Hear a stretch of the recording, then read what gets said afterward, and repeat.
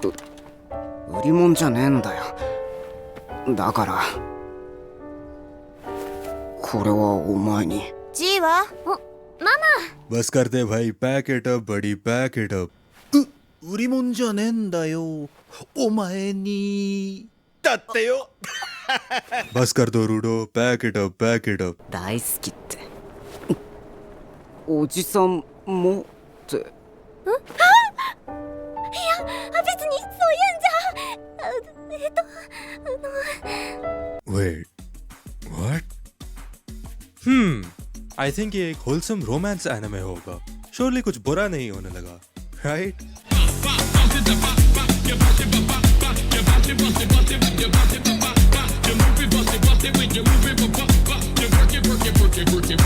मैंने अभी अभी गाचू याकुता देखना खत्म किया है और मैं ये कह सकता हूँ कि it does not ease you in. ये आपको सीधा कॉलर से पकड़ेगा और अपनी दुनिया में फेंक देगा. And then it stares you dead in the eye and says, समझना समझ लो वरना पीछे रह जाओगे. पहले ही एपिसोड से पता चल जाता है कि this anime is not here to play around. इसकी दुनिया बहुत अनफेयर और लाउड फील करती है in a way that isn't edgy just for the sake of it. जो बात मेरे लिए इमीडिएटली स्टैंड आउट की थी वो ये थी कि ये दुनिया कितनी गंदी है. कुछ भी साफ सुथरा नहीं लगता, कुछ भी सेफ नहीं लगता. हर गली, हर स्ट्रक्चर, हर बैकग्राउंड डिटेल ऐसा लगता है कि उसमें कोई हिस्ट्री कार्व हुई हुई है. ये एक ऐसी दुनिया नहीं है जहाँ पे डेंजर अनाउंस किया जाए किसी ड्रामेटिक म्यूजिक के साथ. डेंजर बस एग्जिस्ट करता है. आपको एनवायरनमेंट में फील होता है, आपको कैरेक्टर्स की मूवमेंट में फील होता है. और सबसे मजे की बात, ये एनिमे आपको एकदम से एक्सप्लेन नहीं करता. ये आपको ट्रस्ट करता है कि आप कीप अप करो. टिपिकल एनिमे की तरह आपको ये लोअर स्पून फेड नहीं करता, बिकॉज इट नोज कि आपको हुक कर लिया है और अब आप ऑब्जर्व करोगे. Let's talk about Rudo. Rudo साफ सुथरा इंस्पिरेशनल हीरो नहीं है. वो इम्पल्सिव है, गुस्से वाला है, स्टबर्न है और इमोशनल है एक ऐसे तरीके में जो कि उसे एक रॉ फीलिंग देती है इंस्टेड ऑफ ड्रामेटिक. वो चीजें पहले करता है और फिर उनके कॉन्सिक्वेंसेस के बारे में बाद में सोचता है और ये चीज उसे काफी कंपेलिंग बनाती है. He feels like someone who grew up with the world stacked against him and learn how to survive instead of how to dream. हर आउटबर्स्ट सेंस बनाता है, हर बुरा डिसीजन अर्न्ड फील होता है. तुम किसी टिपिकल मेन कैरेक्टर को नहीं देख रहे जो अपने आप को चोजन वन बुलाए. तुम एक ऐसे कैरेक्टर को देख रहे हो जो अपने आप को क्रैश आउट करने से बहुत रोक रहा है. And when he does break, the anime doesn't romanticise it. It lets it sit there uncomfortable, messy. Personally एक सीन था जिसने पूरे शो का एटमॉस्फेयर मेरे लिए चेंज कर दिया था.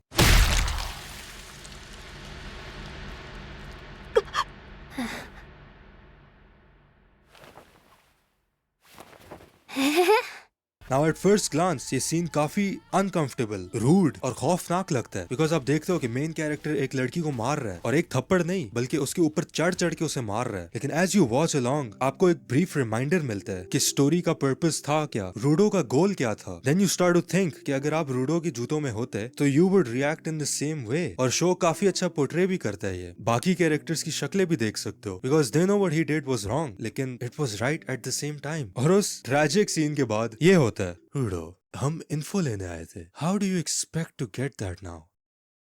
ओ हाँ.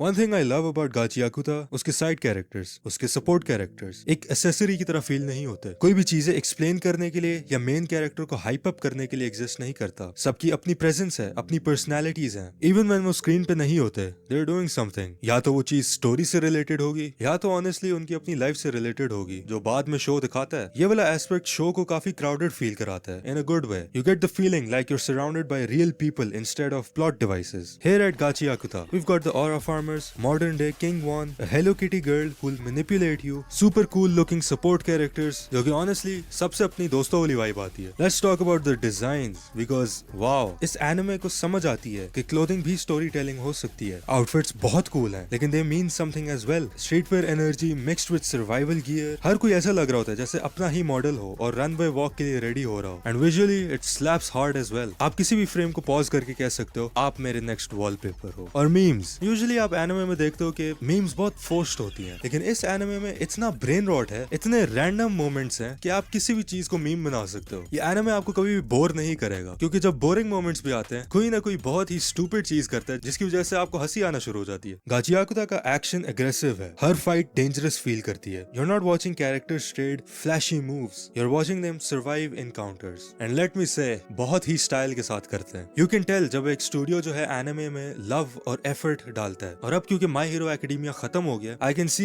Where all the budget is going. वो कौन सा एपिसोड था, 21 या 22, जिसमें एनिमेशन जॉ ड्रॉपिंग हो गई थी। वो एपिसोड पहली दफा देखना एक पूरा एक्सपीरियंस है। और जब म्यूजिक किक इन होता है, it elevates the scene instead of overpowering it. देखते हुए दिल चाहता है कि बस आप उठ के डांस करना शुरू कर दो। This is one of those shows जहाँ पे ऑडियो आपको सोल में फील होती है। पर्सनली अगर म्यूजिक की बात करें तो मेरे काफी फेवरेट सीन्स हैं इस शो में। वन ऑफ देम बीइंग जब वो कैनवस टाउन में पहली दफा जा रहे होते हैं और वो पीछे एफ्रो बीट टाइप म्यूजिक चलता है, या फिर जब जैबर जांका को हराता है और बस डांस करना शुरू हो जाता है। वो सीन काफी डिसरिस्पेक्टफुल भी था, लेकिन you know I am just there vibing. Gachiakuta worth के आइडिया से बहुत obsessed है। Who decides what's valuable? Who decides what gets thrown away? And what happens when the things deemed useless become powerful? ये anime आपको lecture नहीं करता इसके बारे में, वो दिखाता है बार बार। और इस एनिमे की थीम जो कि है What's useless to one person can be power to another। एक मोमेंट आप हंस रहे होगे, नेक्स्ट you're screaming, फिर आप सही मॉनिटर के अंदर घुस के एपिसोड देख रहे होगे और फिर भी आपको फिलोसॉफिकल अंडरटोन्स समझ आ रहे होंगे। और ये काफी स्मार्ट चीज है। ये एनिमे काफी कॉन्फिडेंट फील करता है। It knows what it is and commits fully. कोई स्टीरियोटिपिकल ट्रेंड्स को फॉलो नहीं करता और बस अपनी ऑडियंस को ट्रस्ट करता है कि यार बस देखो, वाइब करो हमारे साथ। ये एक ऐसा एनिमे है जो आपको रिमाइंड करवाएगा why you fail in love with the medium in the first place, not because it's perfect, लेकिन ये रिस्क लेता है। एंड ऑनेस्टली मुझे इस एनिमे से काफी Fire Force, Soul Eater type energy आ रही थी। और फिर मैंने थोड़ा डीप डाइव किया एंड टर्न्स आउट कि जो ऑथर है उसने एक्चुअली फायर फोर्स वगैरह पे काम किया था as an assistant. I think उस स्टाइल को इसमें इम्प्लीमेंट करना was a very good choice. और अब रिसेंटली इसका सीजन 2 भी अनाउंस हुआ है। सो अगर आपने अभी तक देखा है, गुड जॉब। अगर नहीं देखा, go watch it. Her episode आपको एंटरटेन करेगा। Give it a shot.